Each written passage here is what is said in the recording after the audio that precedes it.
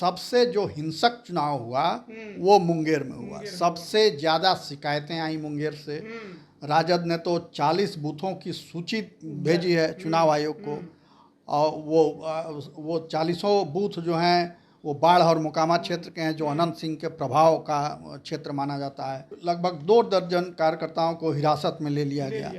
अनीता देवी थाने पहुंच गई, पूछा कि क्यों इनको हिरासत में लिया गया, इनका कसूर क्या है, कसूर बताइए और नहीं तो इनको छोड़िए, नहीं तो मैं बैठती हूँ धरने पर। बाढ़ और मोकामा से भी लोग बता रहे हैं कि जाति विशेष के लोगों ने, जो समर्थक माने जाते हैं एनडीए के, उन्होंने एनडीए प्रत्याशी को वोट नहीं किया।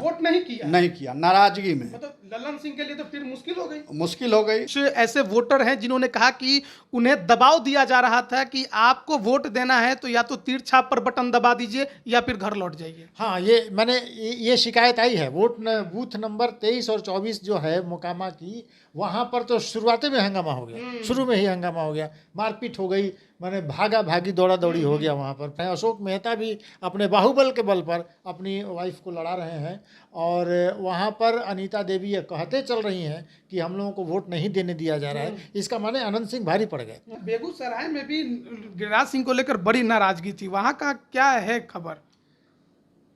वहाँ भी वही फार्मूला लागू हुआ, घिंच घाच के मैट्रिक पास।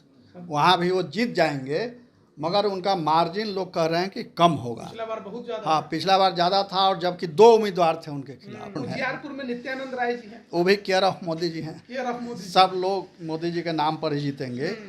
और उजियारपुर की बात आप कर रहे हैं, तो उजियारपुर में जो है वहाँ भी मुकाबला खड़ा था, मगर अंत समय में नित्यानंद आगे दिख रहे हैं। अति पिछड़ी जातियों में, चूँकि मेहता जी कुशवाहा समाज से हैं, और ये वोटर जो है उसमें एक करने की कोशिश हुई कुशवाहा को अलग अलग सीटों पर वो देके, लेकिन पटना में प्रधानमंत्री मोदी का जो रोड शो कल हुआ है उसका असर आज के चुनाव पर देखने को मिला है। समस्तीपुर में तो मंत्री के बेटा बेटी आमने सामने थे।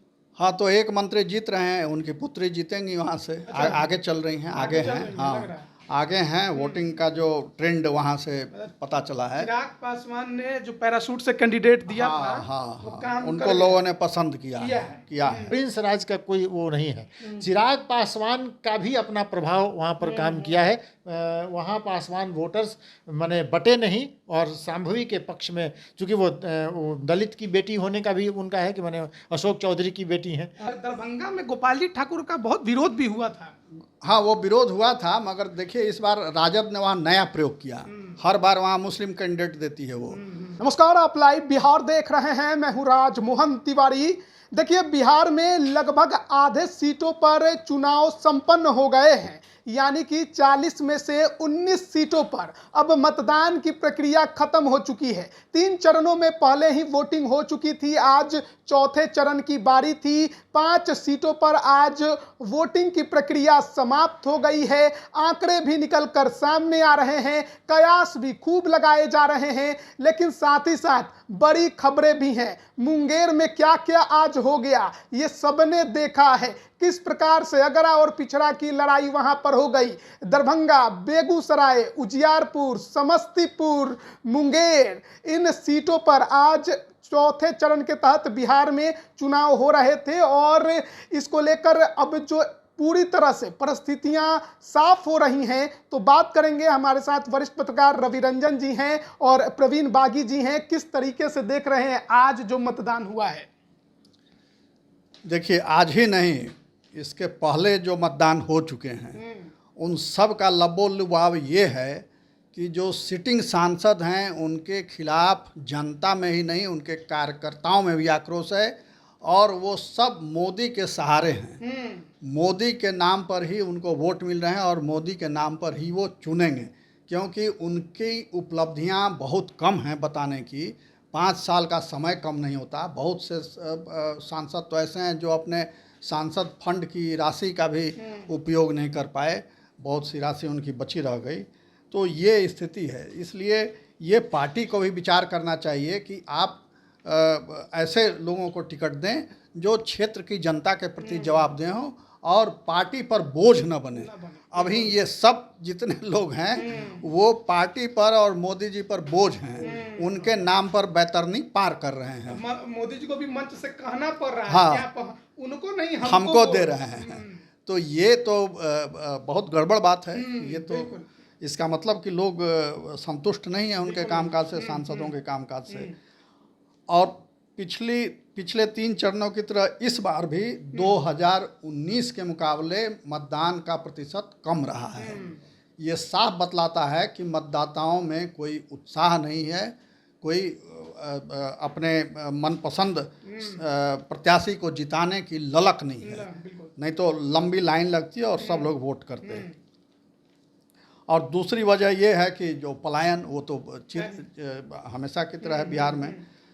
तो सबसे कम मतदान जो हुआ वो मुंगेर है, जो हाई प्रोफाइल सीट थी ललन सिंह के कारण, जो जदयू के पूर्व राष्ट्रीय अध्यक्ष हैं और बड़े अक्खड़ किस्म के नेता हैं वो। तो वहाँ सबसे कम 51% समथिंग वहाँ वोटिंग हुई है, जबकि 2019 में वहाँ लगभग 55% वोटिंग हुई थी। 55% थोड़ा सा कम। बेगूसराय में तो और ज़्यादा कम वोटिंग हुई है, क्योंकि और बेगूसराय में गिरिराज सिंह लड़ रहे हैं चुनाव वहाँ, और गिरिराज सिंह भी माने एक तरह से हिंदुत्व के पैरोकार हैं वो, और हमेशा इस तरह के मसलों को वो उठाते रहते हैं पूरी ताकत से। तो वहाँ इस बार जो आंकड़े अभी तक आए हैं वो 54% के लगभग है वोटिंग। और पिछले चुनाव में यानी 2019 में 62% से अधिक वोटिंग हुई थी। तो ये समझिए कि लगभग 8% का फर्क है, फासला है। दरभंगा में भी 4% के लगभग फासला है। दरभंगा में इस बार जो हुआ, जो आंकड़े हैं वो 54% से थोड़ा ज़्यादा है, और पिछले चुनाव में 58% से थोड़ा अधिक हुआ था। तो 4% सीधा सीधा दिख रहा है। समस्तीपुर में भी कम है, वहाँ 56% से कुछ अधिक हुआ है इस बार मतदान, और पिछले चुनाव में यानी 2019 में 60% से कुछ अधिक मतदान हुआ। उजियारपुर में 54% यानी 55 उसको कह सकते हैं, 55% के करीब मतदान हुआ, और 2019 में 60% के लगभग मतदान हुआ था। और टोटल रेशियो देखा जाए तो बिहार में ये चौथे चरण में जो अभी तक है वो आंकड़ा उसके हिसाब से 56.85% वोटिंग हुई है, और 2019 में ये अनुपात था 59.02%। ये फ़र्क है।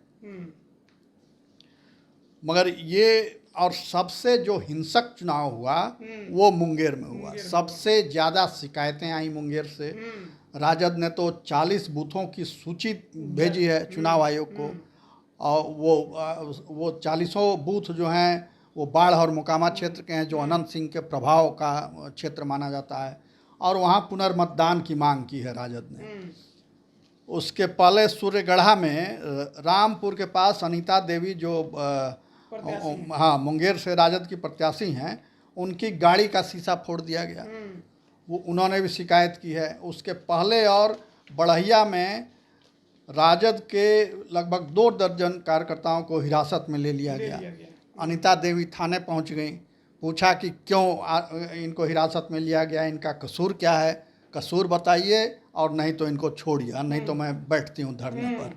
तो अंत में थोड़े हिल हवाल के बाद उनको छोड़ना पड़ा राजद कार्यकर्ताओं को। मतलब तो माना जाए कि सर जो प्रशासन उसने गलत तरीके से उन्हें पकड़ा था। बिल्कुल गलत तरीके से ही पकड़ा था, इसीलिए छोड़ना पड़ा, नहीं तो सबको चालान करता।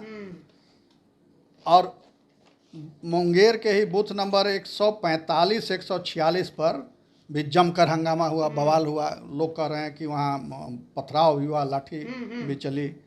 तो इसकी वजह यह है कि वहाँ के वोटरों को पर्ची नहीं मिली थी। तो कोई एक नौजवान था जो कंप्यूटर से निकाल के पर्ची लोगों को दे रहा था, तो वहाँ भीड़ लगी हुई थी। तो पुलिस वहाँ आ गई और उन लोगों को भगा दिया वहाँ से कि भागो यहाँ से, और उसी में लाठी चार्ज हुआ। फिर उधर से पब्लिक की ओर से पथराव किया गया। तो फिर बाद में स्थिति सामान्य हुई और लोगों ने वोटिंग दी। मगर जो शाम में चुनाव आयोग की ब्रीफिंग हुई वो बिल्कुल जो परंपरागत तरीके से जो 1952 से जो ट्रेंड चला रहा है कि शांतिपूर्वक चुनाव संपन्न हो गया। हाँ, मगर आप अखबारों में देखिएगा, चैनलों पे देखिएगा तो दूसरी खबर आएगी। चुनाव आयोग के प्रवक्ता या सरकार के प्रवक्ता दूसरी बात कहेंगे। तो यानी सरकार बदल गई मगर जो नौकरशाही है वो बाबा आदम वाले ट्रेंड को ढो रही है अभी भी। तो यहाँ मोदी जी को ध्यान देने की ज़रूरत है कि जो सच है वो बताया जाए, लिपापोती ना की जाए। और ये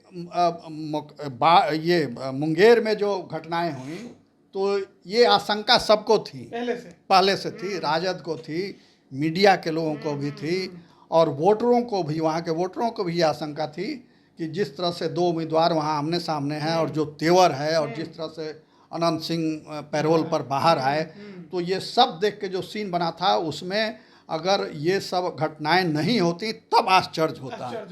तो ये जो घटनाएं हुई ये आशंका से कम हुआ। बिल्कुल। हाँ, जो स्थिति बनी थी उसमें और ज़्यादा हो सकता था। एक तरह से अगरा और पिछड़ा की लड़ाई माना जा रहा था मुंगेर को। तो जो झंझट और झगड़े देखने को मिले हैं, क्या ये हार की खींच है या फिर बलबूते के द्वार पर अपना वोट बढ़ाने की कोशिश थी? अगड़ा पिछड़ा का रंग देने की कोशिश की गई मगर वो सफलीभूत नहीं हुई। हालांकि कई इलाकों में उस आधार पर, जाति आधार पर वोटिंग हुई, मगर बाढ़ और मोकामा से भी लोग बता रहे हैं कि जाति विशेष के लोगों ने, जो समर्थक माने जाते हैं एनडीए के, उन्होंने एनडीए प्रत्याशी को वोट नहीं किया, नाराजगी में। मतलब ललन सिंह के लिए तो फिर मुश्किल हो गई। अब वहाँ कांटे की टक्कर है, अब उसमें कौन जीतेगा। मगर ये भी लोग कह रहे हैं कि ललन सिंह जीत जाएंगे क्योंकि प्रशासनिक जो प्रबंधन होता है उसमें वो महारत हासिल किए हुए हैं, तो वो जीत जाएंगे। ये लोगों को वहाँ से जो बात हुई वो लोग कह रहे हैं कि जीत जाएंगे। इस पर रविरंजन जी क्या सोच रहे हैं, कैसे देख रहे हैं? देखिए, 5 सीटों पर जो चुनाव हुआ है उसमें मुंगेर की सीट अति महत्वपूर्ण है।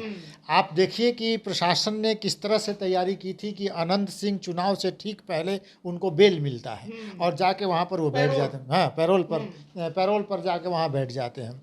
आज अनीता देवी जिस तरह से बेचैन थी, कभी इस बूथ पर कभी उस बूथ पर, और फिर उन्होंने बार बार कहा कि फॉरवर्ड लोग बैकवर्ड को वोट देने नहीं दे रहे हैं और उनको रोका जा रहा है।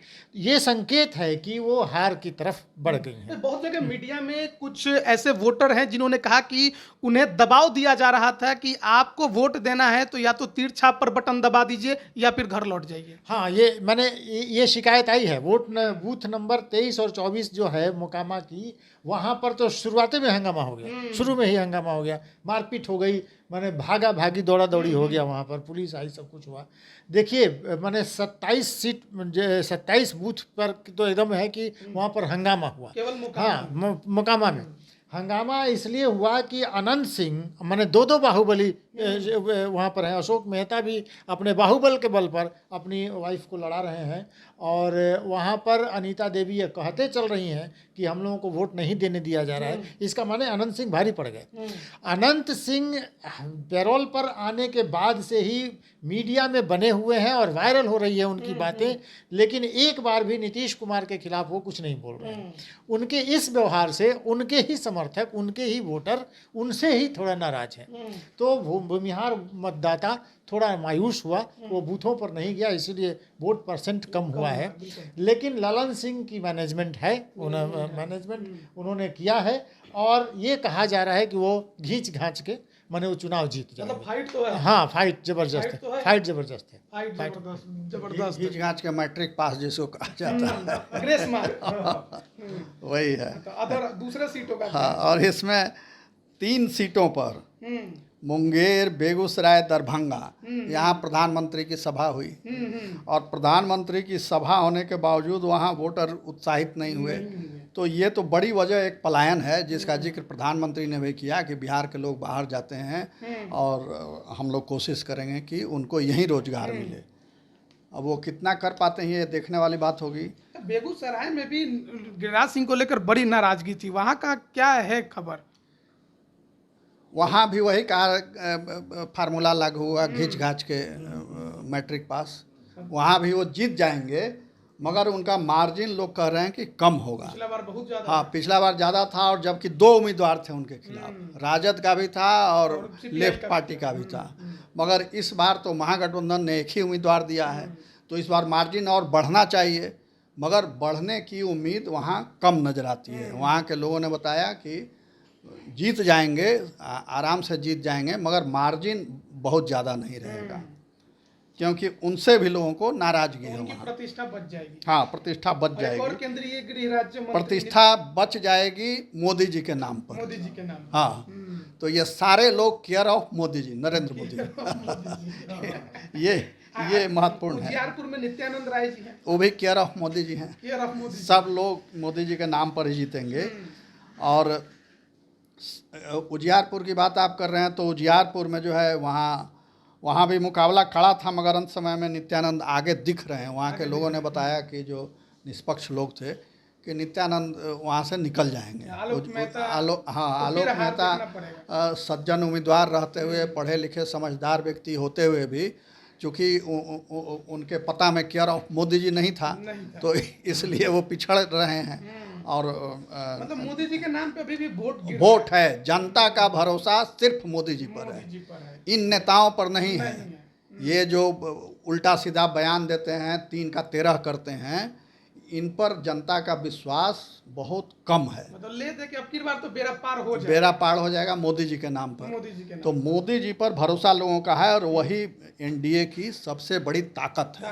हाँ। उजियारपुर में देखिए, उजियारपुर में नित्यानंद राय की पहले से एक थी, माने कि वो वहाँ के मजबूत नेता रहे हैं, और यादवों में उनकी पैठ है। तो आरजेडी जो चाहेगी कि माने नित्यानंद राय का यादव वोट काट दें, वो नहीं, वो संभव, वो आसान नहीं था। दूसरी पिछड़ी, अति पिछड़ी जातियों में, चूँकि मेहता जी कुशवाहा समाज से हैं, और ये वोटर जो है उसमें एक करने की कोशिश हुई कुशवाहा को अलग अलग सीटों पर वो देके, लेकिन पटना में प्रधानमंत्री मोदी का जो रोड शो कल हुआ है, उसका असर आज के चुनाव पर देखने को मिला है।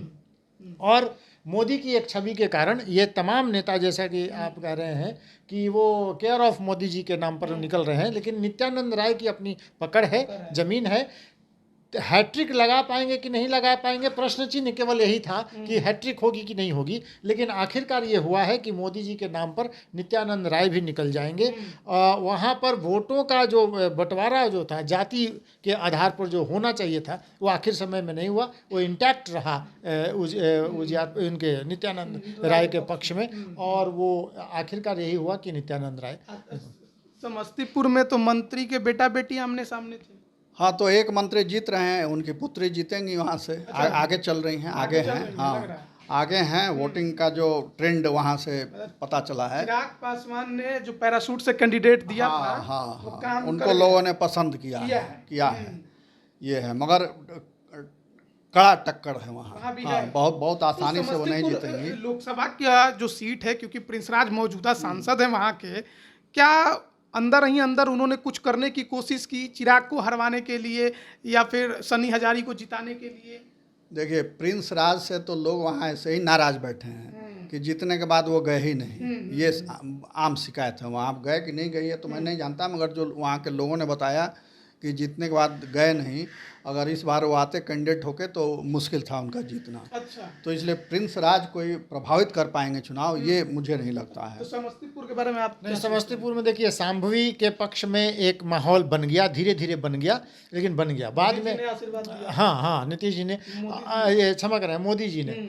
दूसरी महत्वपूर्ण बात है, बेटी कहा कि ये सबसे कम उम्र की उम्मीदवार है और मेरी बेटी है, इसलिए इसको तो जिताना ही है। शांभवी ने व्यक्तिगत तौर पर अपने चुनाव में बड़ी मेहनत किया, बड़ी लोगों से मिली हैं जाके, और शांभवी को एक पढ़ी लिखी तेज तर्रार महिला युवा नेत्री के तौर पर लोगों ने लिया है। दूसरी महत्वपूर्ण बात है कि उनके पिता का भी असर हुआ उस इलाके में। वो जो सनी हजारी हैं, सनी हजारी उसके सामने टिक नहीं पाए। शांभवी के व्यक्तित्व के सामने सनी हजारी नहीं टिक पाए हैं वहाँ पर। पासवान समाज ने 2 दिन पहले माने पशुपति पारस से ये कहवाया गया, या उन्होंने खुद कहा कि मुझे जहाँ भी मेरी ज़रूरत पड़ेगी मैं जाऊँगा, मेरा भतीजा जो मेरे से छोटे हैं उनको मेरे पास आना चाहिए था, लेकिन उन्होंने संकेत दिया कि वो उनके पक्ष में हैं और मजबूरी में ही सही, लेकिन पासवान समाज ने समर्थन किया वहाँ पर। तो निश्चित रूप से समर्थन किया है, क्योंकि पशुपति पारस बोल रहे हैं उनका प्रिंस राज का कोई वो नहीं है। चिराग पासवान का भी अपना प्रभाव वहाँ पर काम किया है। वहाँ पासवान वोटर्स माने बटे नहीं, और शांभवी के पक्ष में, चूँकि वो दलित की बेटी होने का भी उनका है कि माने अशोक चौधरी की बेटी हैं, तो हाँ, और अगड़े की बहू है, हाँ, तो ये बड़ा कॉम्बिनेशन अच्छा था और शांभवी के पक्ष में एक माहौल बन गया आखिर समय में। तो ये कहा जा सकता है, माने हम लोग तो अभी अनुमान ही लगा सकते हैं, लेकिन इन 5 सीटों में दरभंगा में गोपाल जी ठाकुर और ललित यादव, आप सोच सकते हैं कि ललित यादव तो दबंग नेता हैं, माने गोपाल जी ठाकुर माने वहाँ पर वो फायर ब्रांड की तरह कह सकते हैं कि बीजेपी के फायर ब्रांड नेता हैं, लेकिन ललित यादव भी मजबूत नेता हैं। और दरभंगा की ज़मीन बनाई हुई फातमी उनकी है, आरजेडी के लिए फातमी ने बनाए वो, तो ललित यादव भी उन्होंने कोशिश की है। खास करके ग्रामीण क्षेत्रों में ललित यादव के वोटर हैं, लेकिन शहरी इलाका चूँकि बहुत बड़ा है और दरभंगा में शहरी इलाके में वोट जो पड़ता है वो हिंदू मुसलमान की स्थिति बन जाती है, दरभंगा में हर बार बनती है, तो इस बार भी वो बन गई है। और दरभंगा में गोपाल जी ठाकुर के पक्ष में हम कह सकते हैं, तो ये एक बात हो गई। आप बेगूसराय में तो आपने कहा ही, वो लेनिनग्राद भले कहते हो कि माने कम्युनिज्म का वहाँ पर इतना समय से रहा, लेकिन गिरिराज सिंह को आखिरकार लोग माने मजबूरी में ही उनको चुनेंगे, ये तय है। शांभवी की बात हो ही गई, दरभंगा की बात हो गई, उजियारपुर में आपने देख ही लिया कि वो, तो इन 5 सीटों पर बीजेपी माने एनडीए जो है वो प्लस में दिख रही है। और पहले के जो 3 चरणों में चुनाव हुए हैं, जहां पर 2-4 सीटों पर हम लोगों ने एक बार बातचीत की थी कि खतरा है, इस बार के चुनाव में खतरा की बात कहीं दिख नहीं रही, 5 सीटों में नहीं। आपको लग रहा है? इसमें देखिए, एक सन्नी हजारी जो कांग्रेस के उम्मीदवार हैं समस्तीपुर से, उनके साथ एक निगेटिव पॉइंट ये हो गया कि उनका टिकट बहुत देर से डिक्लेयर किया गया और इनका शांभवी का बहुत पहले डिक्लेयर हो गया, तो उनको टाइम ज़्यादा मिला प्रचार का। सन्नी हजारी को समय कम मिला और उनके पिताजी पर सैंक्शन लगा दिया नीतीश जी ने कि आप जा नहीं सकते। तो हालांकि वो गए बाद में, वहाँ वोट किया, आज उन्होंने भी, पिताजी ने भी वोट किया, होटल में बैठ कर महेश्वर हजारी जी ने, हाँ। तो इस वजह से वो पिछड़ रहे हैं। और लेकिन दरभंगा में गोपाल जी ठाकुर का बहुत विरोध भी हुआ था। हाँ, वो विरोध हुआ था, मगर देखिए इस बार राजद ने वहाँ नया प्रयोग किया। हर बार वहाँ मुस्लिम कैंडिडेट देती है वो, तो इसलिए हिंदू मुस्लिम होता था। अब इस बार उन्होंने यादव कैंडिडेट दे दिया, जो वहाँ ग्रामीण से वोटर भी हैं। और दरभंगा में मतदाता सूची में बहुत गड़बड़ी की भी शिकायतें मिली। वहाँ के जो नगर विधायक हैं संजय सरावगी, उन्होंने कहा कि उन्हीं का नाम गायब है वोटर लिस्ट से, तो वो लौट गए सही, वोट उन्होंने नहीं दिया। तो दरभंगा निकाल लेंगे गोपाल जी ठाकुर जी, या फिर मामला फंस सकता है? नहीं, फंसेगा नहीं, इसकी संभावना बहुत कम है। कोई वैसा हो जाए मतलब चमत्कार, तभी। सीट की लड़ाई में बस मुंगेर है जहां पर फाइट हुई है। मुंगेर में फाइट हुई है, क्योंकि मुंगेर में जैसा को तैसा मिला था, मगर वो भी बेचारे सरकारी प्रबंधन के आगे वो कमज़ोर पड़ गए। और दरभंगा में बहुत लोगों की हेरा फेरी हुई है मतदाता सूची में।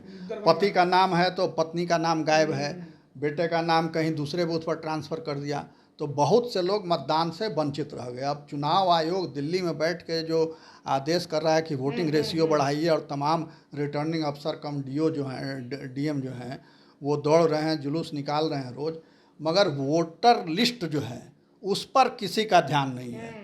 पहले पॉलिटिकल पार्टी के वर्कर भी पर्ची पहुंचाया करते थे, घर घर घूम करके, बीएलओ भी पहुंचाया करते थे। तो अब हो गया नया ट्रेंड क्या कि वो बीएलओ साहब बूथ पर जाकर बैठ जाते हैं। अब आप आइए वहाँ, तब वहाँ से पर्ची मिलेगी, तो इतना कौन सोचेगा। और पॉलिटिकल पार्टी के वर्कर तो सब 5 स्टार के उस पर आदी हो गए हैं, उनको गाड़ी मिलेगी, पैसा मिलेगा, तब वो जाएंगे, पर्ची बांटेंगे, नहीं तो नहीं बांटेंगे। तो इसलिए लगभग 20-25% वोटर तो इसलिए वोट देने से वंचित रह जाते हैं। उनको पता ही नहीं रहता कि हमारा कहाँ वोट है। ट्रांसफ़र लोग करते रहते हैं वोटर लिस्ट में, यहाँ से काट के उधर जोड़ दिया, उधर से काट के उधर जोड़ दिया, अब वोटर को पता नहीं। अब ये चौथे चरण की वोटिंग को लेकर तो बात हमने कर ली, लेकिन पीएम मोदी आए थे बीते दिन पटना में, तो रोड शो किया, आज 3 जगह जनसभाओं को भी संबोधित किया। हाजीपुर में चिराग के लिए, मुजफ्फरपुर में बीना देवी और राजभूषण निषाद के लिए, और छपरा में राजीव प्रताप रूडी के लिए। अब 5वें चरण की लड़ाई शुरू हो गई है, आज से शुरू हो गई है। और इतना ही नहीं, इतना करने के बाद फिर वो बनारस गए और फिर वहाँ भी रोड शो उनका चल रहा है।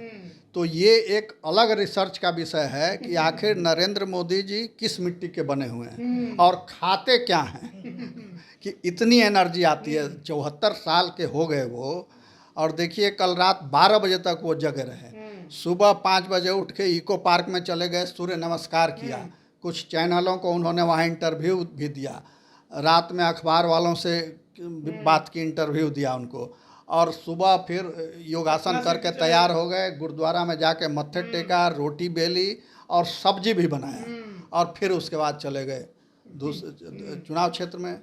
तो ये इतनी एनर्जी, और उसमें केजरीवाल ने शगुफा छोड़ा कि तो 75 के अब हो जाएंगे तो अगले साल रिटायर हो जाएंगे, तो मगर वो शगुफा उनका चल नहीं पाया। तो ये एक देश के लिए गौरव की बात है कि एक ऐसा प्रधानमंत्री मिला है जो बिना रुके, बिना थके, अनवरत इतनी कठोर मेहनत कर रहा है, परिश्रम कर रहा है देश के लिए। तो इसीलिए जनता का उन पर भरोसा भी है, लोग उनके कहे को मानते हैं, आदर देते हैं, और सब लोग देखें कि इतना मजबूत नेता मिला है तो हमको मेहनत करने की क्या ज़रूरत है, उसके कंधे पर लद जाओ, जय जयकार करते रहो, बेड़ा पार हो जाएगा। हाजीपुर में जब वो जनसभा को संबोधित कर रहे थे तो रामविलास पासवान को उन्होंने याद किया और कहा कि उनसे ज़्यादा मार्जिन से, रिकॉर्ड तोड़ वोट से चिराग पासवान को जिताना है। देखिए रामविलास पासवान ने वहाँ पर गिनीज बुक में नाम लिखा लिया था, इतना मतों से जीते थे। लेकिन चिराग पासवान के प्रति नरेंद्र मोदी का प्यार 1-2 बार नहीं, कई बार उमड़ा है, और आज उन्होंने उनको बेटा कहा। साउथ इंडिया में एक भाषण में उन्होंने कहा था कि रामविलास पासवान मेरे मित्र हैं, और उनको बिहार के लोग, माने उसमें तो आरोप नीतीश कुमार पर भी था कि इन लोगों ने उनके साथ धोखा किया, उनके अपमान किया। तो चिराग पासवान के प्रति नरेंद्र मोदी का जो प्यार आज वहाँ की सभा में उमड़ा है, उसका असर जरूर होगा। लोग इस बात को समझ गए हैं कि चिराग पासवान प्रधानमंत्री के करीब हैं और कुछ बड़ा क्षेत्र के लिए कर सकते हैं। तो अब वहाँ पर जो ये चल रहा था कि पशुपति पारस संगठन के हैं, संगठन में उनकी पकड़ है, कुछ काम बिगाड़ सकते हैं, लेकिन 2 दिन पहले उन्होंने भी कह दिया, और आज प्रधानमंत्री के जाने के बाद वो हवा निश्चित रूप से, वो हवा लगती है अब खत्म हो गई। हाँ, वो सब कुछ सामान्य हो गया। मगर रामविलास पासवान जी ऐसे नेता थे जो सबके मित्र थे। वो कांग्रेस के भी मित्र थे, बीजेपी के भी मित्र थे, लालू के भी मित्र थे, नीतीश जी के भी मित्र थे, और वामपंथियों के भी मित्र थे। मगर इस मित्रता में उन्होंने अटल जी की सरकार गिरा दी थी। तो ये भी एक उनके नाम पर दर्ज है। और वो देखिए कैसे खेल हुआ था। वो हाजीपुर की सीट उस समय एनडीए बन चुका था और वो एनडीए में नहीं थे, तो समता पार्टी थी उस समय। समता पार्टी ने हाजीपुर की सीट अपने लिए ले ली, एनडीए से कह के, भाजपा से बात करके, और वो सीट वहाँ उम्मीदवार न दे करके उन्होंने रामविलास जी को दे दिया। रामविलास जी वहाँ से खड़े हुए और एनडीए का वोट मिला, चूँकि एनडीए ने उम्मीदवार ही नहीं दिया, उनका समर्थन कर दिया वहाँ, और वो जीत करके गए। और वो वाजपेयी जी की सरकार थी उस समय, सरकार में वो मंत्री उस समय नहीं बने थे, और जो 1 वोट से सरकार गिरी थी, तो उसमें कुछ लोग उड़ीसा के मुख्यमंत्री का भी नाम लेते हैं कि वो मुख्यमंत्री बन गए थे वहाँ और व्हील चेयर पर आए और दिया, वोट दिया। एक और कोई उनका भी नाम लिया जाता है, लोकसभा अध्यक्ष थे वो, हाँ, उनको अधिकार नहीं है लेकिन उन्होंने दिया, अलाउ किया। तो उसी में रामविलास जी भी थे। अगर इन्होंने 1 वोट वो दे दिया होता अटल जी के पक्ष में, तो वो सरकार बच जाती। और फिर देखिए तमाशा कि फिर बाद में उन्हीं की सरकार में मंत्री बन गए, और उसके बाद फिर कई साल सत्ता का सुख भोगने के बाद फिर वो गुजरात दंगे को बहाना बना के फिर सरकार से बाहर आ गए। तो इसी पर लालू जी ने उनके बारे में कहा था कि मौसम विज्ञानी हैं, वो जनता की नब्ज समझ लेते हैं कि कब किसके साथ रहना है ताकि सत्ता तक पहुंच सके। और बिहार के जो कुछ नेता बहुत लंबे समय तक दिल्ली की सत्ता में रहे, उसमें रामविलास जी का भी एक नाम है। तो चिराग पासवान रिकॉर्ड तोड़ देंगे पिता का? मोदी जी तो कह के गए हैं। देखिए, चिराग पासवान डायनेमिक नेता हैं, मगर अपने पिता की तरह अगर बार बार इधर उधर नहीं करें, एक जगह स्थिर से रहें, तो वो पिताजी से आगे बढ़ सकते हैं। उनमें संभावनाएं हैं, और बिहार के जो कुछ नेता हैं जिनमें बहुत संभावनाएं हैं, उसमें चिराग पासवान एक है। चिराग पासवान को आप कभी उटपटांग बोलते हुए, अपशब्द असभ्य भाषा बोलते हुए नहीं देखेंगे। वो आलोचना भी करते हैं तो बहुत शिष्ट तरीके से, और मुद्दे की बात करते हैं, इधर उधर जनता को भटकाते नहीं हैं, अगड़ा पिछड़ा नहीं करते हैं। लेकिन उनको लेकर एक निराशा युवाओं में आ गई जब वो नीतीश कुमार का गुणगान हाल के दिनों में करने लगे। तो उस गठबंधन में आ गए तो करना ही पड़ेगा। गठबंधन में जब उसका शामिल असर हो तो गए, नहीं पड़ेगा। असर नहीं, चूँकि देखिए ये होता रहता है नेताओं में। अब अनंत सिंह कल कितने समर्थक थे, अब वो इधर आके फिर विरोधी हो गए। तो ये राजनीति में चलता रहता है। एक समय था कि नीतीश जी घनघोर विरोधी हो गए थे और फिर लौट आए। यहाँ तक कि जो गुजरात के मुख्यमंत्री के रूप में बिहार की बाढ़ में मदद के लिए 1 करोड़ रुपया दिया था, 5 करोड़ रुपया दिया था गुजरात सरकार ने, वो इन्होंने लौटा दिया नरेंद्र मोदी से दुश्मनी के वजह से, और आज उन्हीं नरेंद्र मोदी के पीछे पीछे घूम रहे हैं। तो ये तो राजनीति में होता रहता है, मगर उसमें चिराग पासवान में संभावनाएं, बिहार के जो युवा नेता हैं उसमें सबसे ज़्यादा संभावना भी चिराग पासवान में। तो देखिए, आज चौथे चरण की वोटिंग 5 सीटों पर हुई, और उसको लेकर चर्चा हम कर रहे थे कि किस सीट का क्या मिजाज है, और ऐसे में मुंगेर सीट में थोड़ा बखेरा ज़्यादा देखने को मिला। वोटिंग भी कम हुई है, तो मामला थोड़ा फंसता जरूर दिखाई दे रहा है। हालांकि सरकारी तंत्र के इस्तेमाल की बात सामने आ रही है, और ऐसे में ललन सिंह को कितना फ़ायदा होगा ये तो जब 4 जून को रिजल्ट आएंगे तो पता चलेगा। अब चौथे चरण की समाप्ति के बाद जो चुनावी रेलगाड़ी है वो 5वें चरण की तरफ बढ़ गई है, जहां पर 5 सीटों पर वोटिंग अब 20 मई को होगी, और उसी में हाजीपुर, सारण और मुजफ्फरपुर सीट तो शामिल है ही, सीतामढ़ी और मधुबनी की सीट भी शामिल है। तो आगे भी अपडेट हम आप तक पहुंचाते रहेंगे, बने रहिएगा हमारे साथ। आप सभी का बहुत बहुत धन्यवाद। लाइव बिहार YouTube पर सब्सक्राइब और Facebook पर लाइक जरूर करें।